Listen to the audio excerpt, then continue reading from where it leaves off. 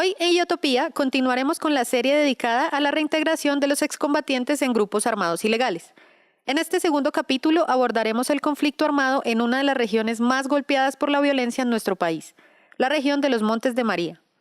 Hablaremos desde el punto de vista académico, también desde la visión de las víctimas y de un gestor de paz de la región Caribe.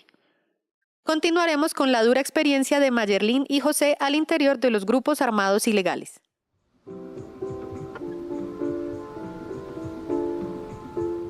Bienvenidos al programa del Tecnológico Copenalco. El conflicto armado en nuestro país afectó diversas regiones. Una de las más golpeadas ha sido los Montes de María, una subregión del Caribe colombiano. La guerra comenzó desde la década de los 70. La presencia de diversos grupos guerrilleros y el nacimiento de las Autodefensas Unidas de Colombia, que buscaban a partir del miedo controlar las tierras, aumentar su poder y controlar las rutas del narcotráfico. Hoy en día en la región se presentan diversas problemáticas relacionadas con las bandas criminales emergentes BACRIM y diversos procesos agrícolas que no benefician a la comunidad y afectan las tierras. La subregión de los Montes de María comprende 8 municipios de Sucre y 7 municipios de Bolívar.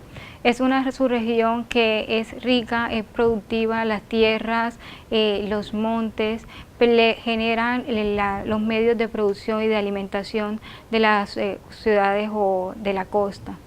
En los Montes de María pudimos ver que tanto los grupos armados como la FARC y los paramilitares entran a esta zona, entran en una situación de disputa y de control del territorio, dado que les permitía moverse frente al narcotráfico, les permitía el acceso a la tierra, que es lo que generalmente ellos estaban peleando, la propiedad de la tierra. Igualmente esta zona con el conflicto lo que hizo fue que se desplazó por todo el territorio colombiano. La población en el momento de conflicto sufre de violencias, de masacres, de asesinatos selectivos, de violencia sexual, que hacen que la comunidad tenga miedo y huya del territorio. Actualmente la comunidad ha empezado un proceso de reintegración al territorio y encuentra que la mayoría de las tierras hacen parte de monocultivos.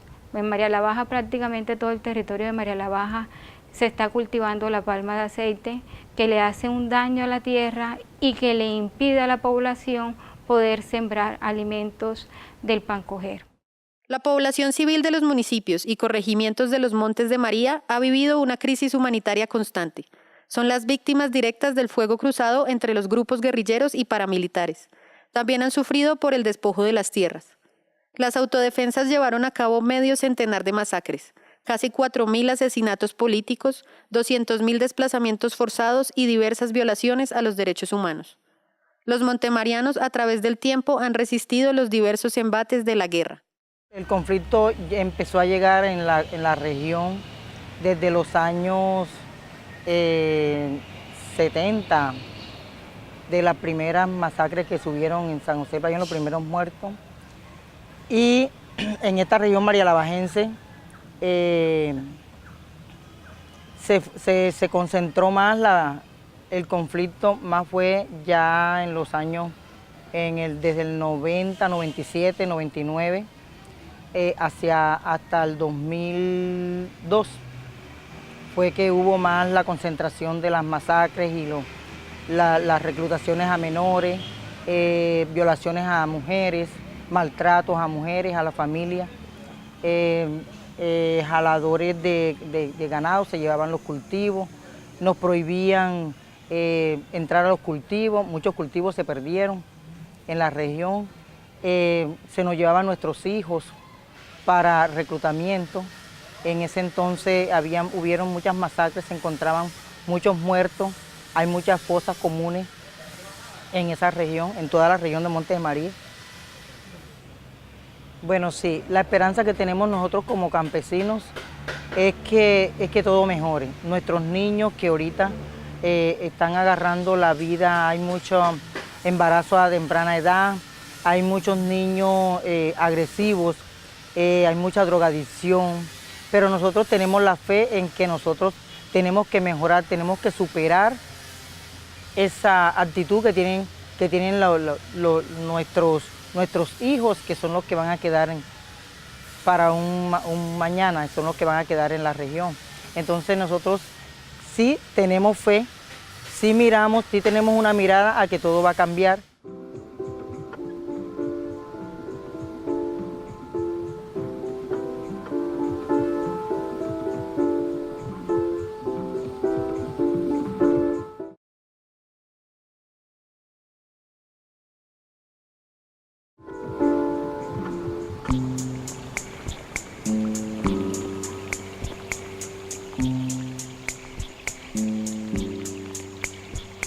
Los Montes de María, los propios montemarianos, los campesinos que viven y los hombres y mujeres de esos 15 municipios tienen un principio, y es que en Montes de María la mano de Dios acaricia la tierra. Usted tiene la parte del río Magdalena, usted tiene la parte montañosa y tiene el mar. En Montes de María, en esos 15 municipios, se presentaron unos factores que yo considero que son las raíces profundas del conflicto armado que vivió la región. Primero, una baja gobernabilidad. Segundo, una precariedad institucional. Tercero, una exclusión y marginalidad. Cuarto, unos niveles muy elevados de pobreza. Quinto, la impunidad. Y sexto, el conflicto armado violento. Allí pasaba la droga y entraban las armas. Por eso, por estar los Montes de María a 2 horas de Cartagena y a 2 horas y media de Barranquilla, y siendo una tierra fértil y muy rica, fue una disputa atroz por la tierra, por esas comunidades, por el dominio del territorio. Yo tengo experiencias de resiliencia montemariana, de cómo las comunidades surgieron adelante. Durante mis 5 años en Montes de María nosotros implementamos 4 procesos estratégicos territoriales para ordenar las esperanzas de esa comunidad. Primer proceso estratégico territorial, la Agenda Democrática Montemariana, que no era otra cosa que rescatar la democracia profunda, fortaleciendo la institucionalidad e impulsando la participación ciudadana. Lo segundo que nosotros vimos fue el modelo de finca montemariana. Cómo a partir de la productividad, cómo a partir del mismo territorio montemariano, nosotros podríamos generar riqueza, trabajo, producción, encadenamiento. Y logramos, en el modelo de finca montemariana, redescubrir los 6 encadenamientos productivos que son provisorios y que generan capital en Montes de María. Eso lo impulsamos nosotros. El tercero fue la red montemariana, como una red de redes. Nosotros construimos el capital social, entendiendo capital social como masa de confianza. Ahora bien, en esa red montemariana, que es una red de redes, nosotros colocamos ahí la red de jóvenes, la red de mujeres, la red de comunicadores populares, la red de gestores culturales, la red de productores, la red de campesinos, la red de defensores de derechos humanos, la red de personeros. Teníamos alrededor de unas 9 o 10 redes que hoy son la red montemariana y podemos llamarlo, son el sujeto social y político montemariano. Y el cuarto proceso estratégico territorial era la ruta por la vida. En Montes de María se cometieron 38 masacres por parte de la guerrilla, por parte de los paramilitares y por parte del mismo Estado. Nosotros, sobre esa ruta de la muerte, consideramos pertinente construir la ruta por la vida. Y la ruta por la vida no era otra cosa que abrirnos en un espacio de reconciliación y de esperanza, resignificando la vida con esas comunidades montemarianas. ¿Qué teníamos en la ruta por la vida? La incidencia política para reivindicar los derechos de las víctimas, la construcción de los escenarios de reparación simbólica, las gestas culturales. Y antes de que llegara la Ley 1448, ya nosotros nos estábamos adelantando en el territorio, generando condiciones para la reconciliación. El impacto del conflicto armado en los Montes de María ha sido significativo. Poco a poco, las familias han vuelto a las tierras, pero se encuentran con otro tipo de problemas relacionados con los predios y la productividad de las tierras por el uso indebido y los monocultivos.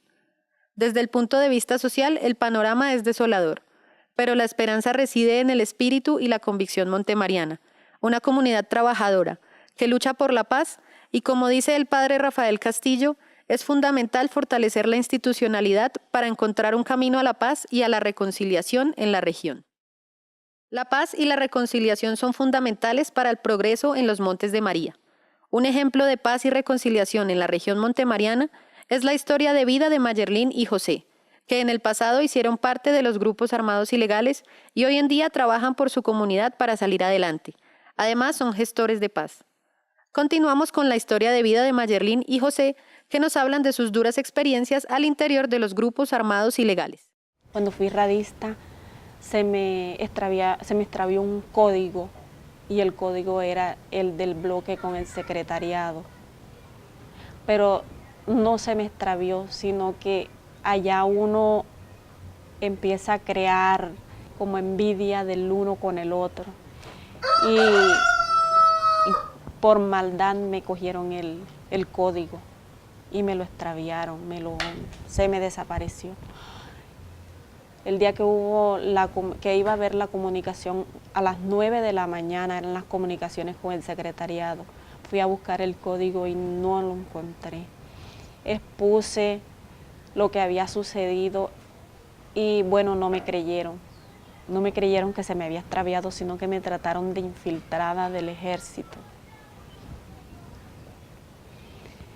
Entonces, la que más me acusaba era la persona que había estado primero de radiooperadora, porque la quitaron a ella para colocarme a mí. Y ella me acusaba. Yo no encontraba ni qué decir, si me perdió, se me perdió, yo buscaba y no lo pude encontrar. Pasaron unos días así y allá hacían balance todos los meses de lo que sucedía durante el mes, las operaciones que habían, todo lo que sucedía dentro y fuera del campamento, todo el comportamiento de cada uno, eso lo evaluaban mensual. Y por las tardes hacían, cuando iban a leer la guardia, hacían otra actividad que se llamaba, la denominaban relación. En esa relación exponían las quejas de lo que sucedía en el día. Por lo menos si alguien salió con grosería a otro, lo exponían ese día. Entonces le decían, bueno, le tocan tantos viajes de leña. Y enseguida le decían lo de la sanción, lo que le tocaba por insubordinación, le llamaban allá.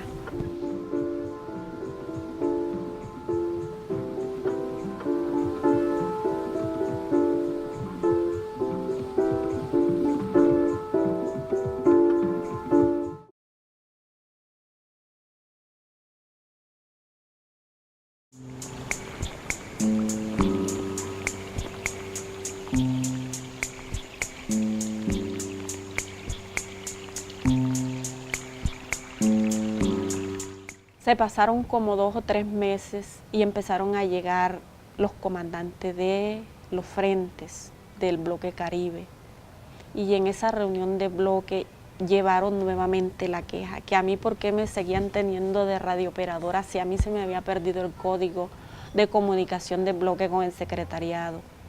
Ya entonces llevaron la propuesta, consejo de guerra.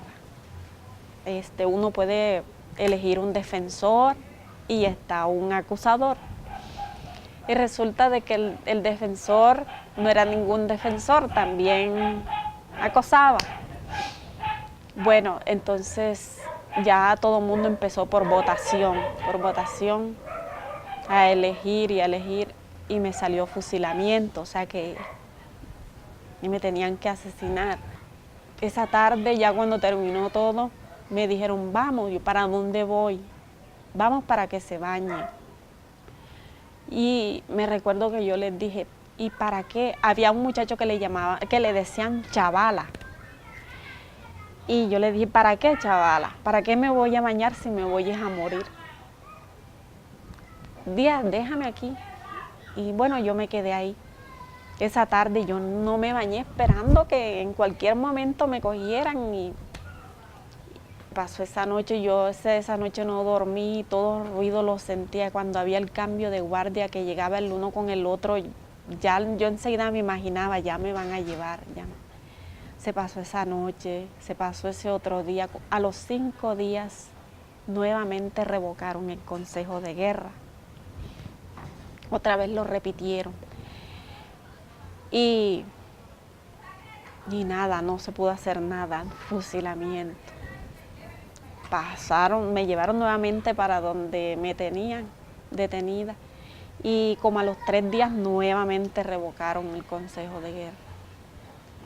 Y ya entonces Solís Almeida, el comandante del 19 Frente, me dijo, no se te va a fusilar, tú te vas conmigo. Dije, pero ¿para dónde me voy? Vas a pertenecer a la compañía de combate, vas a estar conmigo. Así que mañana te alistas a eso del mediodía porque te vas conmigo. Ya al siguiente día entonces me entregan una hoja, me dicen esta es su sanción. Me recuerdo que me pusieron una sanción pero bien drástica. Me pusieron 500 viajes de leña, me pusieron 100 huecos de trillos donde echan la basura y era de 1 metro de profundidad por 1 metro cuadrado, 100 huecos de eso. Me pusieron 200 huecos para hacer las necesidades, con medidas y todo. Desarme por 3 meses. O sea, no podía portar armas de ninguna clase, ni tener responsabilidad de ninguna clase. Bueno, yo enseguida, apenas me dieron la hoja, yo pedí permiso y pedí pala y pico y empecé a hacer mis huecos. Y ya al tiempo, cuando terminé la sanción, ya se movió el campamento. Estaban reunidos varios comandantes y me llamaron. Me dijeron, bueno, a usted se le tenía la sanción por 3 meses de desarme, pero por verle su comportamiento y que terminó la sanción lo más pronto, la vamos otra vez a armar. Aquí tiene. Y me entregaron un lanzagranada. Esta es su arma de dotación. Y empezaron a entregarme todo. Ya de ahí empezamos la marcha. Fue a patrullar. Y en ese tiempo fue cuando me conocí con el Señor. O sea, ya nos conocíamos, pero no éramos nada, éramos enemigos allá adentro. Gran parte de los integrantes de los diversos grupos armados ilegales hacen parte de comunidades vulnerables, donde las personas son engañadas y obligadas a pertenecer a estos grupos. Abandonan su hogar y se encuentran con experiencias de vida como la de José, que nos habla de los sinsabores de la guerra y de las razones por las cuales él decidió abandonar el grupo armado. Yo tomé la decisión de pertenecer a una organización o me vi involucrado. Eso empieza desde el seno del hogar. O sea, todo se gesta desde el seno del hogar, desde el seno de la familia, donde empieza a haber rechazo hacia los hijos, donde el papá no valora a su hijo, donde el papá mejor dicho, lo rechaza en todo. Desde ahí se empieza a gestar ese odio de vivir una vida normal, porque está rechazado. Entonces empieza a explorar nuevas expectativas, nuevas etapas donde lo acojan, donde le digan, wow, tú sí eres una persona importante, tú sí eres bueno, mira. Entonces empiezan a explorar esas áreas y terminan involucrados en cosas que no deben, como me pasó a mí. O sea, yo buscaba a alguien que me diera una palabra de aliento, pero no la pude encontrar, porque tomé la peor decisión y fue pertenecer a un grupo que no tiene sentido.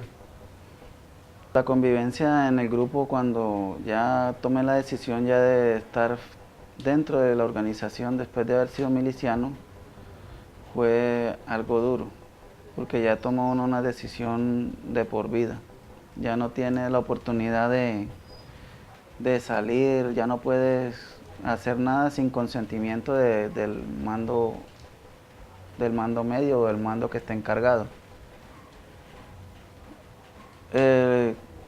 La lucha que se vive en dicha organización hablan de la igualdad, pero en sí eso está en el papel, porque dentro de la guerrillerada o dentro de los campesinos que se mueven en la región no hay igualdad, porque todo todo va encaminado a un bien común de los altos mandos. También en un operativo que hubo del ejército donde nos bombardearon, yo caí herido. Yo era el primero que corría a ayudar a una persona cuando estaba herido. A mí me dejaron solo, no me ayudaron, me tocaba que movilizarme por mis propios medios. Entonces eso también fue una de las cosas que no, o sea, no hay sentido de continuar en una lucha de esas. Desde entonces, desde que me hirieron, tomé la decisión de abandonar el grupo, pero eso no duró 1 ni 2 meses, tardó más o menos 2 años, 3 años, planeando la salida de la organización. Que salirse de allá no es fácil, es difícil, por la presión, por el lavado de cerebro que le hacen, que si se sale los matan, que si se sale los cogen, que si se sale en el ejército los captura, bueno, en fin, son muchos obstáculos que le ponen a uno en la mente. Y duré planeando eso 3 años. En ese camino, cuando me encuentra mi esposa. La historia de vida de Mayerlin y José es como la de miles de colombianos, que encontraron en los grupos armados ilegales una opción o que fueron obligados a pertenecer a ellos. En la tercera y última parte de este especial dedicado a la reintegración de los excombatientes, conoceremos el desenlace de esta historia. Cómo fue que Mayerlin y José se conocieron, decidieron desmovilizarse y acogerse a los diversos programas de la Agencia Colombiana para la Reintegración y cómo cambiaron su vida para vivir en paz.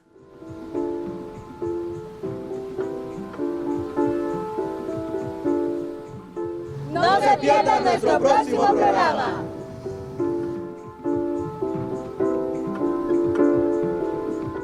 En nuestro próximo capítulo hablaremos de la labor de la Agencia Colombiana para la Reintegración, ACR, desde la voz de sus directivos. También abordaremos la experiencia de José Luis, un desmovilizado de las Autodefensas Unidas de Colombia, que hoy en día trabaja con la ACR y es un gestor de paz. Conoceremos el desenlace de la historia de Mayerlin y José al interior de los grupos armados ilegales. Cómo fue su proceso de desmovilización, su vinculación a los programas de la ACR y su trabajo como gestores de paz en la región de los Montes de María. No se lo pierdan, los esperamos.